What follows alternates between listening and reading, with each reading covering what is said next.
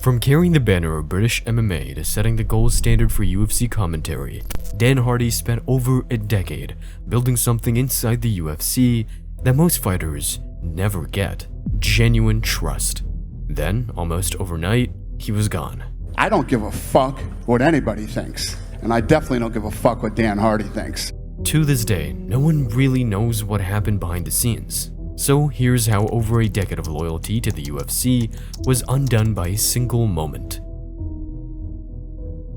Dan Hardy was never a UFC champion, but that doesn't mean he wasn't a popular fighter, and most importantly, a very important asset for the organization. A big part of Dana White's strategy back in the mid-2000s was taking the UFC global, pushing it beyond the US market. The UK keeps terrorizing us, you know. Ireland's part of it, but going back to Ireland too, Scotland. Guy here tonight was asking about Norway. Germany is one to go. Germany we haven't been back to. We're talking about, you know, every time we go to Australia, it's insane. So there's a lot of markets that are starving. India, we're going to go to India. I mean, the list goes on and on and on. China, we were talking about tonight too. But we're working on figuring out how to feed all these markets. GSP played a crucial role in introducing the sport to Canada. Later, the promotion entered Latin America, making use of its Brazilian legends like Anderson Silva and Big Nog. Even acquiring Pride was part of the strategy, as it gave the organization a foothold in Asia.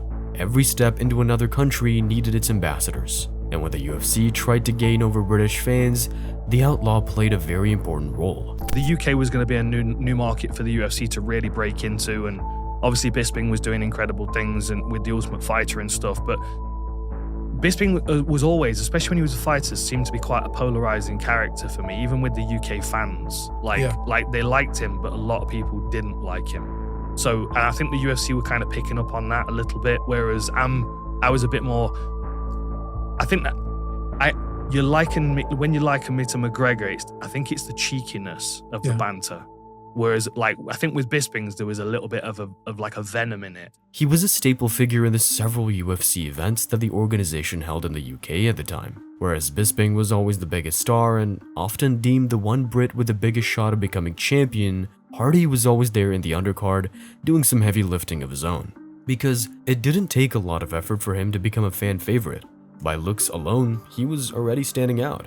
Sporting a red-dyed mohawk and walking around with the nickname The Outlaw, Dan looked like every millennial teenager's idea of what a cool guy was. And I think because I did the bandana and the mohawk in a time when there weren't as many characters standing out. I mean, for me, it was always Tito with the bleached blonde hair and the shorts, and then obviously Chuck came along. But there weren't as many people that stood out because of the way they looked. Yeah. And I think that helped me gather fans from a big spectrum, you know, but especially the younger fans, they were awesome. His fighting style was another asset to his popularity. He carried sharp striking and real knockout power, but what fans remembered most is his grit. For instance, in his one and only title fight against Georges St. Pierre, what most people remember wasn't the dominant performance of the Canadian, but rather Hardy's sheer unwillingness to give up. I could have fought him 100 times and I probably wouldn't have beaten him more than 3 times based on where we were skill-wise. That was quite exciting to me because it felt like there was no pressure. All I had to do was do everything I could in the fight, and it may not have been enough. It probably wasn't going to be enough, but there was a piece that came with that, right? Like everybody before the fight said I was going to get submitted in the first round. So I'd already made peace with the fact that if I have to fight with one less limb because he snapped it, then go ahead and snap it. Like, people keep coming back to the armbar that I escaped in that fight. I don't really think it was that difficult to not tap because I already decided before the fight started that I would just punch him with the other arm. Losing a title fight to one of the most dominant champions ever wasn't a blemish. He was young and more than competent to have another shot. But in a cruel twist of fate, his heart, which many consider to be his best asset, would begin to fail. And suddenly, all was about to change. If stories like this one are your thing, where careers get derailed in ways no one saw coming, hit subscribe. There's plenty more where this came from. His performances after the GSP fight didn't live up to the hype. Hardy then went on a 3-fight skid, and while he reversed the score, picking 2 more wins, which included a gorgeous KO against Duane Ludwig, we'd later learn that his career was destined to be cut short. Hardy signed the contract to face Matt Brown in April of 2013. The bout promised fireworks, it had all the makings of a classic, but it never happened. During a routine checkup, the California State Athletic Commission detected something unusual. An EKG revealed a rare heart condition called Wolff-Parkinson-White, better known as Wolff disease. While Dan has not once shown any symptoms, the risk was always there. This disorder can cause the heart to pump faster than normal, meaning that high-intensity athletics increase the chance of cardiac arrest. Usually what they would do is they go in, it's called an ablation, they kind of go into the femoral artery and they can burn them out and stuff. Wow. But people have that done when they have like symptoms, you know, when they have like palpitations and dizziness, and like people have panic attacks and stuff. I've never had anything, nothing at all. Oh. So what they're telling me at the moment, I mean, I've got to go back and get some more tests done for like a second opinion with a different person. But basically, the way I understand it right now is if I want to continue fighting to get cleared, I have to have the ablation. But because I've never had any symptoms and I'm perfectly fine, I don't see the point in letting someone go and start burning my shit. We didn't really know back then, but his heart, precisely what turned him into one of the most popular fighters in the world, was also the same thing forcing him out of competition. But the issue wasn't seen as a definite sign he would have to retire, and the UFC tried its best to find a solution. We talked to him, Lorenzo and I called him last week, and you know, he's got some personal stuff going on right now with his family, but we're going to send him out to literally the best heart doctor in the country out in Los Angeles when he's ready to go, and we're going to get a second opinion, get him checked out. But that kind of issue doesn't really have a workaround. The commission wouldn't clear him unless the issue was fully resolved, and having to go through heart surgery for something you show no symptoms of is obviously a difficult decision.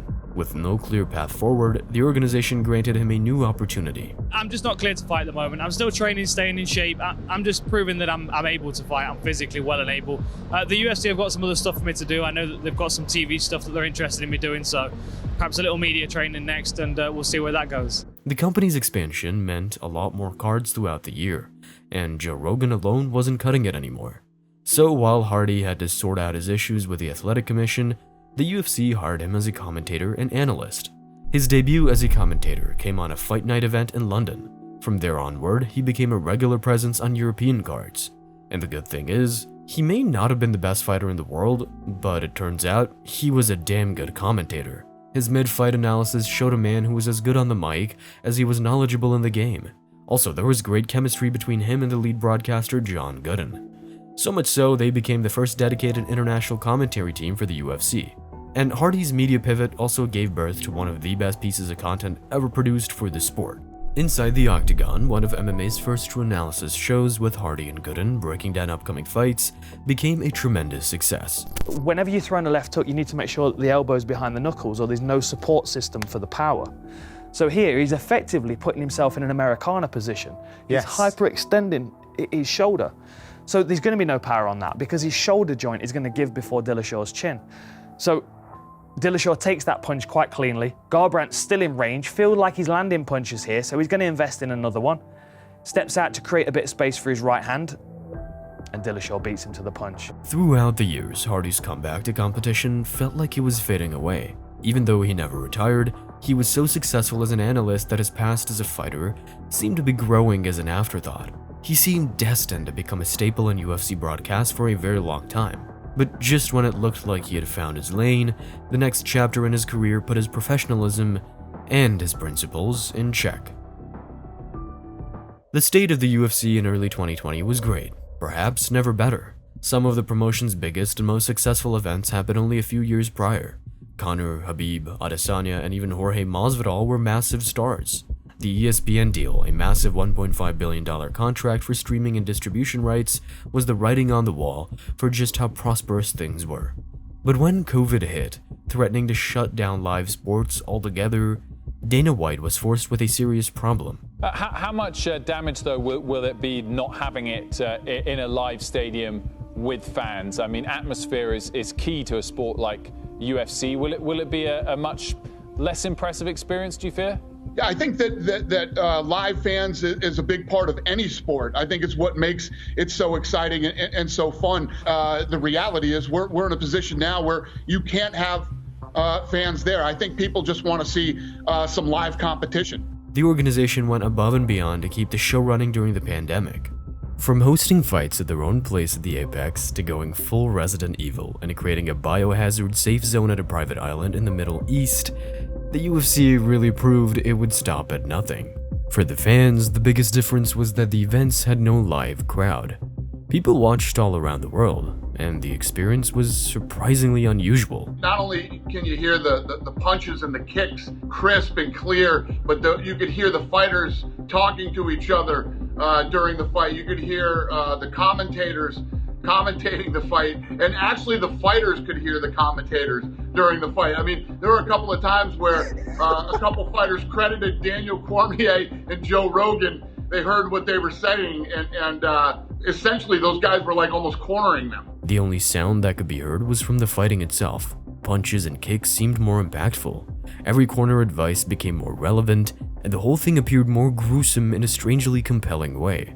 Some fights, like Gaethje's 5-round beatdown over Tony Ferguson, were almost hard to watch. The lack of outside noise also meant that nothing ever went unnoticed to these events. And here was when Dan Hardy's fallout started taking place. Effortless with that. Oh! What a knockout! It's not over. Come on! It's not over. Stop the fight! It's done now. Ronaldo gets the win by knockout. That's 2 times against the now. run of play. When Dan Hardy exploded at the official referee during one of the fights, the entire world noticed it. The fight was Francisco Trinaldo versus Jai Herbert, UFC on ESPN 14, with Herb Dean as the referee. In the third round, the Brazilian connected with a heavy right hand, pretty much knocking his opponent out right then and there. Stopping it seemed like a foregone conclusion, but the referee kept going. We have this situation where Herbert's actually doing well, gets knocked down, in my opinion is clearly out, takes probably 4 unnecessary punches while he's out.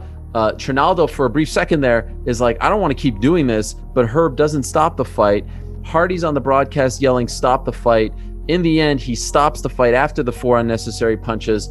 It's very clear that Trinaldo won. It's very clear that Herb was out. And there's even a bit of a, like, I don't want to call it an altercation, but like a moment there where Hardy and Dean are talking to each other. Herb was having a pretty bad day at the office. This was the second blatant late stoppage of the card, which only infuriated Hardy further. From an ethical standpoint, there was no doubt he was in the right. No one wants to see an athlete take unnecessary damage, and as a former fighter, it's easy to put himself in their place. But that argument holds as long as you're not a UFC employee. Because being part of the organization hosting the fights, while actively calling for one result to happen, is understandably a bad look. If you work for me, and you approach a judge or a referee or any type of official, I will fire you. You will lose your job. You will never work for me again if you do that. Nobody has the right to, listen, you want to criticize judges, you want to criticize referees, you didn't agree with a decision or things like that. We love Dan, Dan got emotion. And the problem is now, with this setup, it's a lot easier to do, okay? It's a lot easier to interact with everybody, from the fighters to the refs to the media and everybody. If you work for me at any capacity and you approach a referee or judge or an official, I will fire you that night on the spot. That can never happen here ever again. The worst part is, this was only amplified by the fact that everyone could so vividly hear what happened. It wasn't even the first time a broadcaster has done something of the sort, but it was the first time everyone noticed. This is a very dangerous thing to do.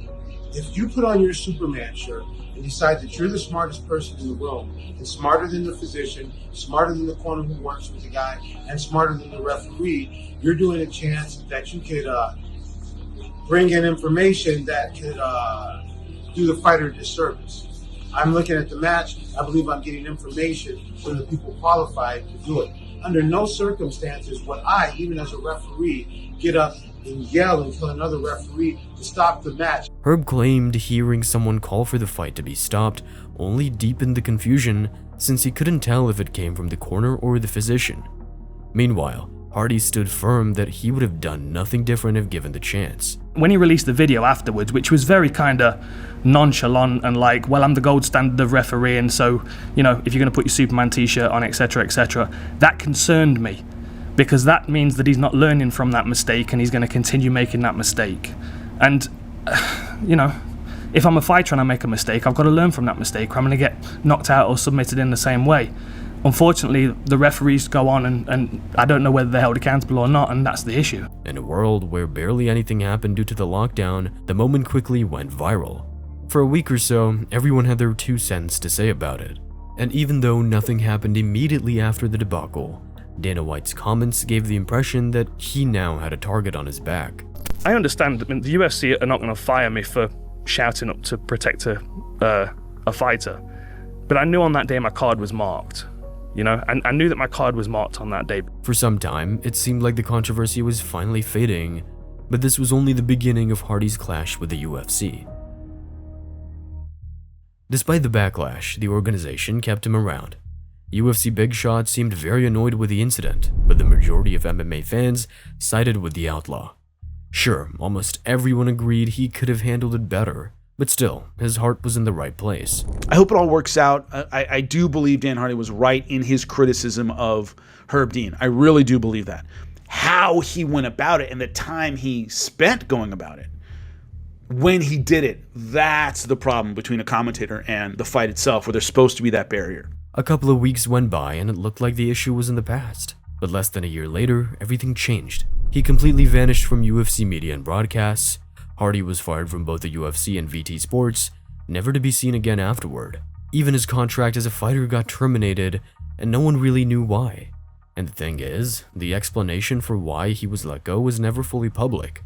At least not without even more questions arising. Do you know how many fights a week I say that to Hunter or Doc Davidson? No interviews, no nothing. That guy goes straight to the hospital, no whatever. Yeah, no, I've heard you skip post-fight media and stuff like that. 100%. I mean, you guys know how many times that's happened. I don't give a fuck what anybody thinks. So you don't ever have to worry about me staging anything. And I definitely don't give a fuck what Dan Hardy thinks. You know, Dan Hardy's a guy that was mistreating a woman who worked here, and that's why he was fired. So obviously, he's bitter, and I'm assuming that's why he would say something like that. Disagreements happen, and business is business after all. But being fired by the biggest organization in the world under the claim of workplace misconduct toward a woman is no small accusation, and he always rebutted those claims. As far as reports go, it seems like it really was a business confrontation involving him and another employee, but how factual are the allegations of crossing the line? We'll never really know. For many people, this incident was only the breaking point. Hardy's actions during the Fight Island broadcast and his refusal to back down or apologize are often seen as the central issue here. It was like a trap was set for me. And me being stupid and hard-headed, I'm not going to go, oh yeah, no, I shouldn't have said anything. Herb's the gold standard referee in the world. He never makes a mistake. And even if he did make a mistake, he's got no reason to admit to it.